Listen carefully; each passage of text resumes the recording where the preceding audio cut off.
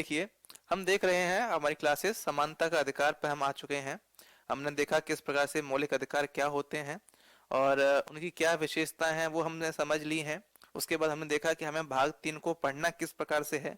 हमने 3 भागों में बांटा था उसको। आर्टिकल 12 और 13 को हमने देख लिया है, जो उसका पहला पार्ट था, जो प्री कंडीशंस बताई गई थी मौलिक अधिकारों से संबंधित। जो दूसरा इसका भाग है वो है जो कौन कौन से आपको मौलिक अधिकार संविधान द्वारा प्रदान किए गए हैं। ठीक है, हमने देखा था कि मूल रूप से 7 प्रकार के जो अधिकार हैं वो हमें प्रदान किए गए थे, परंतु अभी वर्तमान में वे 6 प्रकार के हैं। उस सब मैं आपको एक्सप्लेन कर चुका हूँ। उससे रिलेटेड जो फैक्चुअल डिटेल्स हैं वो भी मैंने आपको एक्सप्लेन कर दी थी। आज जो हम पढ़ने जा रहे हैं वो है समानता का अधिकार, जो हमारा पहला अधिकार है। मौलिक अधिकार 6 प्रकार के हैं, उसमें से जो फर्स्ट टाइप है वो है समानता का अधिकार, और ये आपका आर्टिकल नंबर 14 से लेकर आर्टिकल नंबर 18 तक आता है। अर्थात इन अधिकारों में कुल 5 जो है आर्टिकल दे रखे हैं। कितने आर्टिकल दे रखे हैं? 5 आर्टिकल दे रखे हैं। Article 14, 15, 16, 17 and 18। तो ये 5 आर्टिकल जो हैं हमें पढ़ने हैं। ये क्या है? जैसे ही नाम से पता चल रहा है कि ये समानता का अधिकार की बात करता है, तो समानता का अधिकार का इसका उद्देश्य क्या है?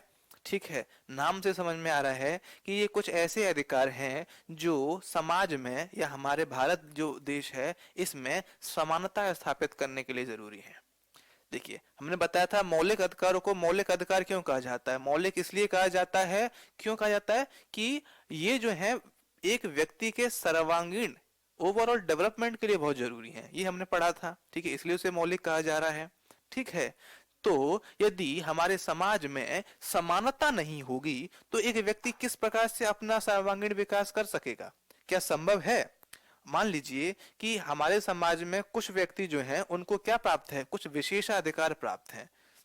ठीक है, इनको कुछ विशेषाधिकार प्राप्त हैं। कैसा विशेषाधिकार प्राप्त है? कि मान लीजिए कि इस व्यक्ति को यदि आप कोई अपराध करेंगे आपको कोई दंड नहीं होगा। ठीक है, आप जहां भी जाएंगे तो आपको किसी लाइन में नहीं खड़ा होना है, आप सीधे जाइए अपना काम कराइए, सब लाइन में खड़े रहेंगे। क्यों? क्योंकि आप जो है बाहुबली हैं या आपके पास पैसे का जो दम है। ठीक है, तो ये उनको ऐसे कुछ विशेषाधिकार दे दी हमने, और एक व्यक्ति जो है उसे इन जो बाकी के व्यक्ति हैं इन्हें कोई अधिकार नहीं दे रखा है। तो क्या ये व्यक्ति जो है अपना पूर्ण रूप से विकास कर सकेगा? कर ही नहीं सकेगा। ये तो लाइन में खड़ा रह जाएगा, इसका नंबर तो कभी नहीं आएगा। ठीक है, तो है क्या चीज? ये सब चीजें हैं। देखिए, समानता का अधिकार क्यों जरूरी है और इसको मौलिक अधिकारों के साथ क्यों जोड़ा गया है। तो समानता अपने आप में अधिकार का जो बेस है वो समानता है। कि अधिकार का मतलब क्या है? अधिकार मैंने बताया था कि हम लोग राज्य को चुनते हैं अपने कुछ उद्देश्यों के लिए, अपनी आवश्यकताओं की पूर्ति के लिए, और हम ये आशा रखते हैं कि जब हम एक सरकार का गठन करेंगे तो सरकार हमारी इन आवश्यकताओं को पूरा करेगी। ठीक है, तो उन आवश्यकताओं को पूरा करने के लिए क्या राज्य ने हमें क्या प्रदान किया है? कुछ अधिकार प्रदान किए हैं कि ये अधिकार हम प्रत्येक नागरिक को प्रदान कर रहे हैं। और इन अधिकारों को मौलिक इसलिए कहा गया क्योंकि ये हमारे सर्वांगीण विकास के लिए आवश्यक थे, और हमारे सर्वांगीण विकास के लिए जो पहली परिस्थिति है वो समानता की होनी चाहिए। कि हमारे समाज में प्रत्येक व्यक्ति समान होगा, प्रत्येक व्यक्ति को समान अवसर प्राप्त होंगे, प्रत्येक व्यक्ति जो है वो समान गरिमा के साथ अपना जीवन जिएगा, समान शिक्षा प्राप्त करने का उसे अधिकार होगा, समान रूप से कानून उन पर लागू होंगे, कोई किसी को विशेषाधिकार प्राप्त नहीं होगा। इस प्रकार के जो आप देख रहे हैं, जो आर्टिकल्स हम पढ़ने जा रहे हैं, आर्टिकल नंबर 14 से लेकर आर्टिकल 18 तक, तो हम वो उसमें पढ़ेंगे। ठीक, तो थोड़ी देर के लिए हम देखते हैं स्क्रीन पर। आप देखिए कि आप यहां देख रहे हैं कि आपके सामने स्क्रीन पर कुछ समानता का अधिकार 14 से 18 तक दे रखे हैं। ठीक है, आर्टिकल 14 दे रखा है, 15 है, 16 है, 17 है, 18 है। इन सब पे कुछ टाइटल्स दे रखे हैं। ये टाइटल्स तो आपको एकदम याद होने चाहिए। ठीक है, मतलब टिप्स पे होने चाहिए। क्वेश्चन कभी कभी सीधा सीधा पूछ लेता है कि एक पर्टिकुलर आर्टिकल जो है उसका संबंध किससे है। तो आर्टिकल जो 14 है वो कानून के समक्ष समानता की बात करता है। इन आर्टिकल्स को एक एक करके हमको पढ़ना है। अभी थोड़ा सा ब्रीफ में मैं बता देता हूं यहां पर कि ये कानून के समक्ष समानता की बात करता है, अर्थात कि कानून जो है प्रत्येक व्यक्ति के लिए समान है और प्रत्येक व्यक्ति पर समान रूप से लागू होगा। और क्या है इसके अंदर वो पढ़ेंगे जब आर्टिकल 14 पढ़ते हैं। 15 देख रहे हैं, इसमें दे रहा है कि भेदभाव से निषेध किया गया है। नस्ल, इसकी नस्ल के अनुसार, जाति, लिंग, जन्म स्थान के अनुसार उस पर कोई भेदभाव नहीं करेगा। तो किस प्रकार से भेदभाव को रोका गया है, क्योंकि भेदभाव नहीं होगा तभी समानता आएगी ना। तो समानता स्थापित करने के लिए, समाज में भेदभाव ना हो, राज्य किसी के साथ भेदभाव ना करे, तो इसको रोकने के लिए क्या प्रावधान किए गए हम आर्टिकल 15 में वो देखेंगे। 16 में देखा गया है कि राज्य के अधीन जो सरकारी नौकरियां हैं उनमें अवसर की समानता है, प्रत्येक व्यक्ति को ये अवसर देने की समानता प्रदान होनी चाहिए कि हर व्यक्ति जो है अपनी योग्यता को साबित करे और आके अपना जो भी नौकरी है वो प्राप्त कर सकता है। तो अब क्या है वो देखेंगे, अवसर की समता क्या होती है, अवसर की समानता वो देखेंगे। फिर अस्पृश्यता का अंत आर्टिकल 17 बोलता है। अब जानते हैं कि भारत में एक कुप्रथा रही है कि कुछ जातियों को अस्पृश्य माना गया है, तो उसका भी अंत होना चाहिए। जब तक उन्हें हम अस्पृश्य मानेंगे तो उनका विकास कैसे हो सकेगा, उनका भी सर्वांगीण विकास की आवश्यकता है। ठीक। दूसरा कि उपाधियों का निषेध किया गया है। आज के जमाने में कोई राजा महाराजा की उपाधि लेके नहीं घूमता है, किसी को कोई विशेषाधिकार नहीं है, प्रत्येक व्यक्ति सामान्य है, चाहे वो कोई बड़े पद पर हो क्या छोटे पद पर हो, सभी व्यक्ति अपने रूप में सामान्य है। ठीक है, तो ये कुछ आर्टिकल्स आप देख रहे हैं जो हमें पढ़ने हैं, इनके टाइटल्स आप एक बार देख लीजिएगा नजर में और उन्हें याद कर लीजिएगा। अब हम क्या करेंगे, एक एक करके इन आर्टिकल्स को पढ़ रहे हैं। तो आर्टिकल 14 हम पढ़ने जा रहे हैं, तो आर्टिकल 14 हम देखते हैं। ठीक,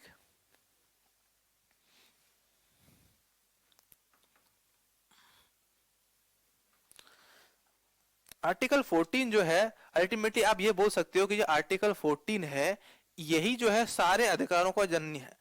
मतलब समानता की जब हम बात कर रहे हैं तो भले ही हम आर्टिकल नंबर 15 से लेकर 14 से लेकर 18 की बात करते हैं, परंतु इन सब में इन सब का जो स्रोत है वो आर्टिकल 14 से ही हुआ है, आप ये कह सकते हैं।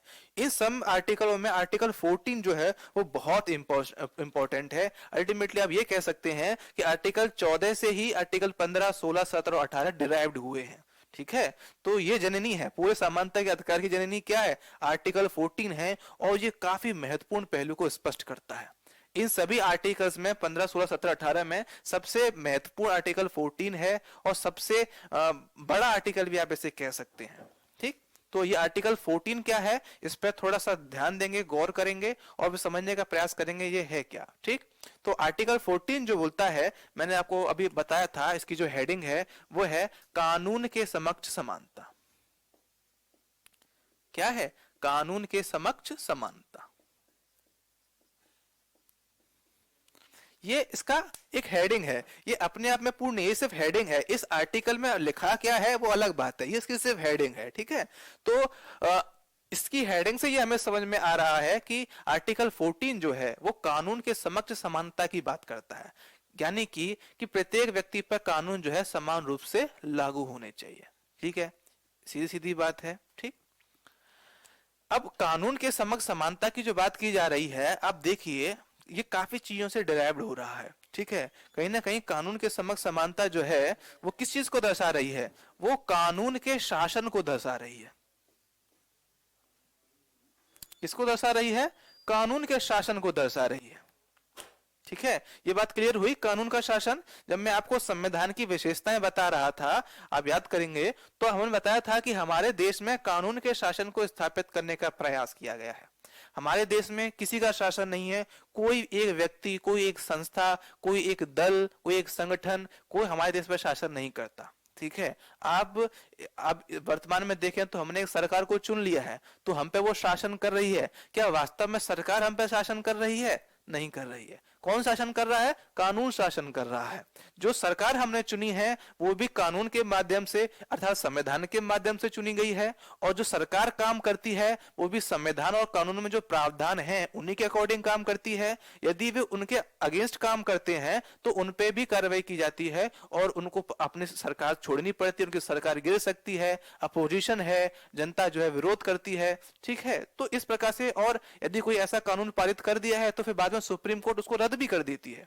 ठीक है, तो क्या आप कह सकते हैं कि कोई सरकार जो है अपनी मनमर्जी चला सकती है? नहीं, कौन मनमर्जी, कोई नहीं चला सकता। मनमर्जी किसकी चलती है? कानून की चलती है। और कानून बनाता कौन है? सभी भारत के जितने लोग हैं वो सब मिलकर कानून बनाते हैं।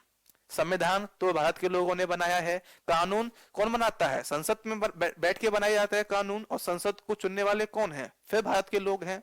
ठीक है, तो जो कानून आया कहां से? कानून भारत के लोगों द्वारा आया है और इसी का शासन चलता है। हम ये कह सकते हैं कि जनता का शासन चलता है, ठीक है, क्योंकि लोकतंत्र है, लोकतंत्र में किसकी शासन होगा, जो जनता है उसी का शासन चलेगा। तो हमारे देश में कानून का शासन स्थापित हो, उसके लिए आर्टिकल 14 जो है बहुत कुछ बोलता है, ठीक। तो हम कानून के समक्ष समानता की बात कर रहे हैं, यानी कि हमारे देश में प्रत्येक स्थिति जो है, प्रत्येक काम जो है वो कानून के माध्यम से होंगे, कोई भी मन मर्जी के अकॉर्डिंग काम नहीं कर सकता है, ठीक है। और कानून जो होता है वो प्रत्येक व्यक्ति के लिए बराबर होना चाहिए, ठीक। अब देखेंगे कि जब हम आर्टिकल 14 को पढ़ के देखते हैं तो उसमें लिखा हुआ है कि भारत के राज्य क्षेत्र में राज्य किसी भी व्यक्ति को कानून के समक्ष समानता या कानून के समान संरक्षण से वंचित नहीं करेगा, ठीक। देखिए, कानून के समक्ष समानता के साथ साथ यहाँ पे एक और टर्म दिया हुआ है, वो है कानून का समान संरक्षण। क्या है इन दोनों में अंतर, वो थोड़ा सा हम समझ लेते हैं।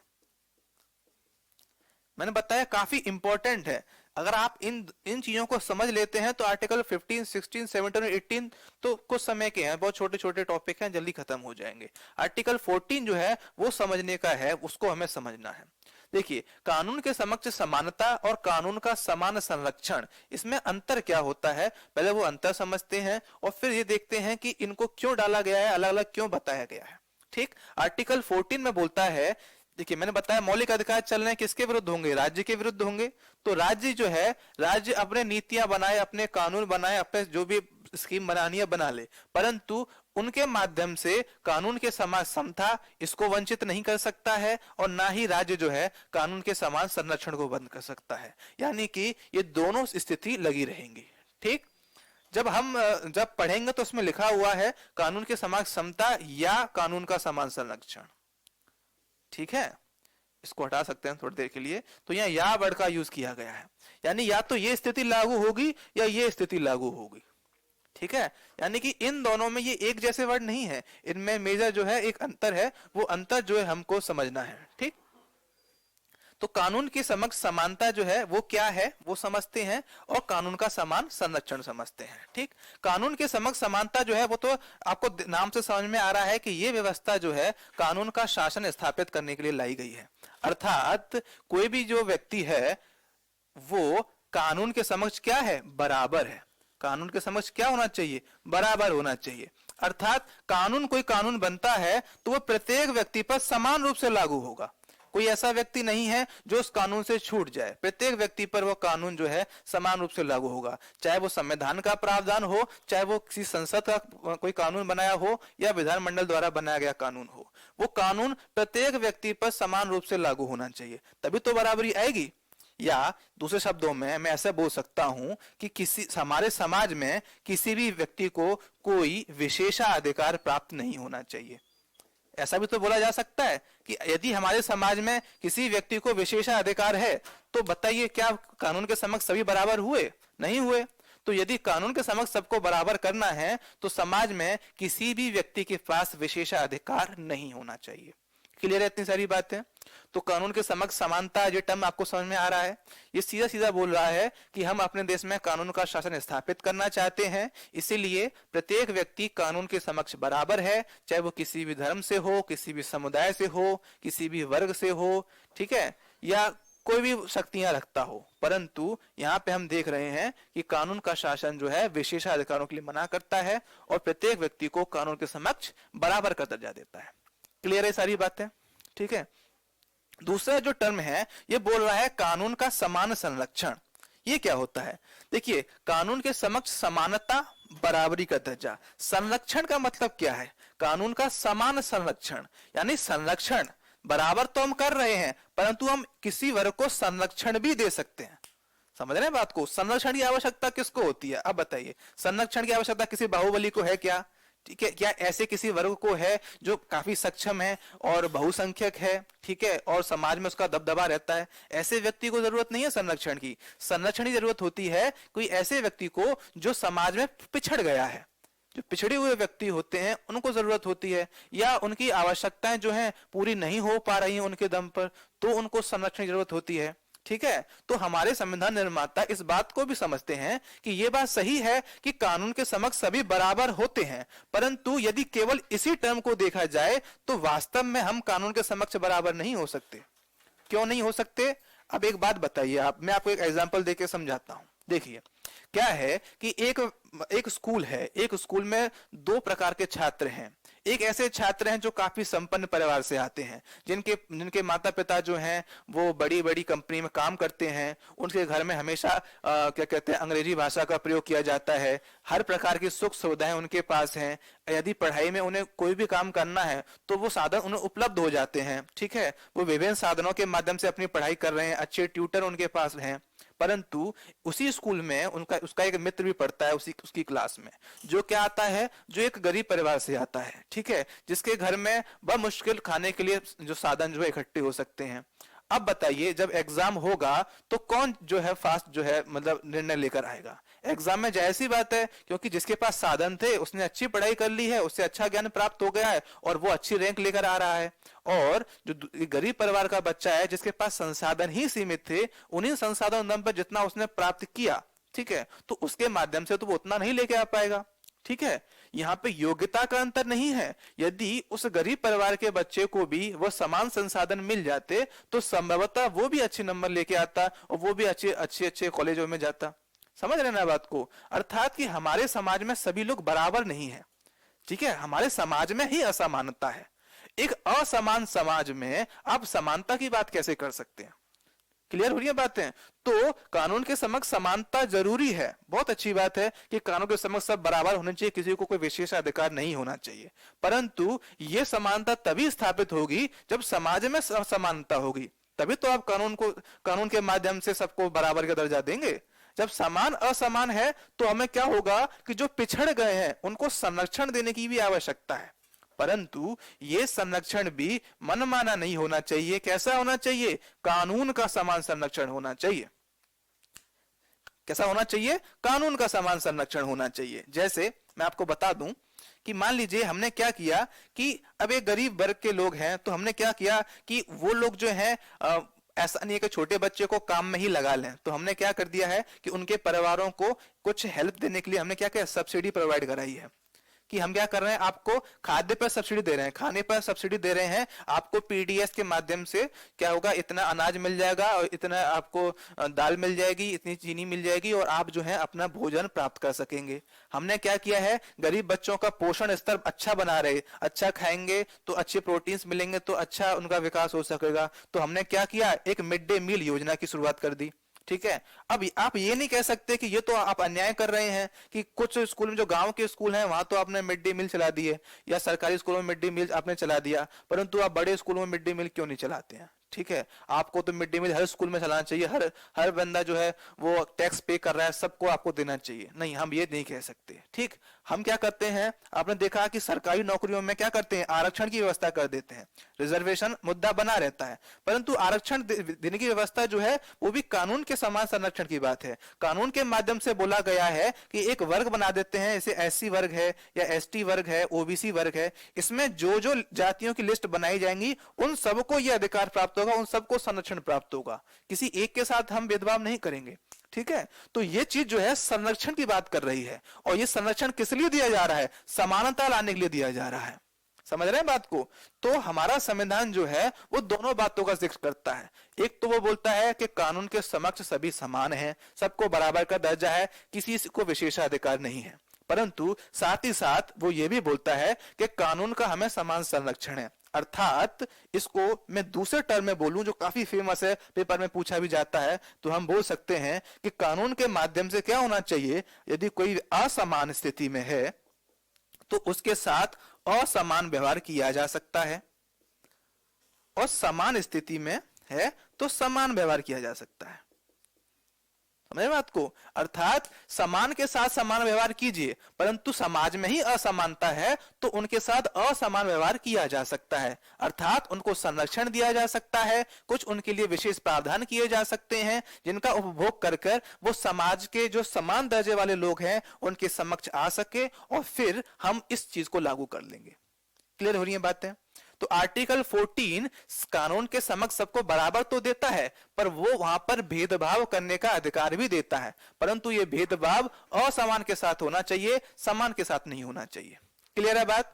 ठीक है, तभी समाज में वास्तव में समानता जो है स्थापित होगी। यदि समाज असमान है तो भले ही आप कानून का शासन स्थापित कर लीजिए, समानता नहीं आ सकती है।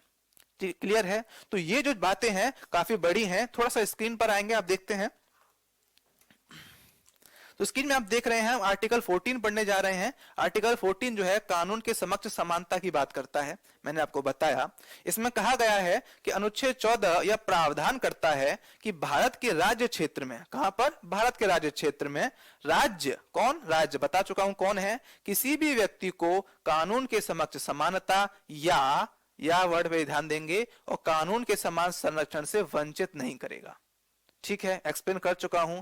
कानून के समक्ष समानता क्या होता है देख लेते हैं। यह धारणा भारत में ब्रिटिश संविधान से ग्रहण की गई है। एक फैक्ट है, आप इसको याद रखेंगे, ये ब्रिटिश संविधान से ली गई है, जबकि समान संरक्षण की व्यवस्था कहां से ली गई है? अमेरिका के संविधान से ली गई है। क्लियर है बात? ठीक है, ये याद रखना है आपको। यह संकल्पना विधि के शासन, कानून का शासन जो मैं अभी आपको बता रहा था, तो विधि के शासन पर मुख्य बल देती है। ये बात भी क्लियर है। ठीक, अर्थात सभी व्यक्ति विधि अर्थात कानून के समक्ष क्या है? समान है। क्लियर है? यह विशेषाधिकारों का निषेध करता है, यह भी मैं आपको बता चुका हूं। ठीक है, तो ये कैसी अवधारणा है? एक नकारात्मक अवधारणा है। ठीक है, क्या है? नकारात्मक अवधारणा है, यानी किसी को भी कोई विशेषाधिकार प्राप्त नहीं होगा। नहीं होगा तो क्या हो गया? नकारात्मक अवधारणा हो गई। क्लियर है बात? ये सब हम एक्सप्लेन कर चुके हैं आपको। ठीक है, याद रखेंगे इस चीज को, हर एक पॉइंट से क्वेश्चन जनरेट हो सकता है, काफी इंपॉर्टेंट है। दूसरा, विधि का समान संरक्षण, ये क्या कहता है? देखिए, ये कह रहा है कि यह संकल्पना इस बात पर आधारित है कि समानों के साथ समान और असमान व्यक्ति के साथ असमानता का व्यवहार किया जा सकता है। क्लियर है आपको? मैं बता चुका हूं, जैसे जन कल्याण हित में महिलाओं और वंचित वर्गों के लिए विशेष कानून बनाए जा सकते हैं। तो यहां पर कुछ एक्स्ट्रा किया जा रहा है, कुछ विशेष अधिकार मिल रहे हैं, विशेष कानून बनाए जा रहे हैं। तो ये कैसी अवधारणा हो गई? सकारात्मक अवधारणा हो गई। यहाँ पे कुछ ऐड हो रहा है, कुछ पॉजिटिव जो है उसमें ऐड किया गया है। तो ये कैसी अवधारणा है? ये सकारात्मक अवधारणा है। ये कैसी है? ये नकारात्मक अवधारणा है। ठीक है, यही है आपका आर्टिकल नंबर 14। ठीक है, ये है आपका आर्टिकल 14 जो हमने पढ़ा आज। ठीक है, ये है, और आप एक बार देख लेंगे, इससे रिलेटेड जो क्वेश्चंस आते हैं वो देख लेंगे। ठीक है, और मैंने जैसे बताया कि जैसे ही हम आर्टिकल 14 कवर करते हैं, 15, 16, 17, 18 जो हैं इसी से डिराइव्ड हुए हैं। आप देखेंगे कि किस प्रकार से वहां कानून के समक्ष समानता स्थापित करने की बात की गई है, और फिर उन्हीं के कुछ प्रावधानों में, उप प्रावधानों में यह बताया गया है कि समान रूप से संरक्षण किस प्रकार से दिया जा सकता है। क्लियर है बात? तो ये है आपका आर्टिकल 14। नेक्स्ट जो हम पढ़ने जा रहे हैं वो आर्टिकल 15 है।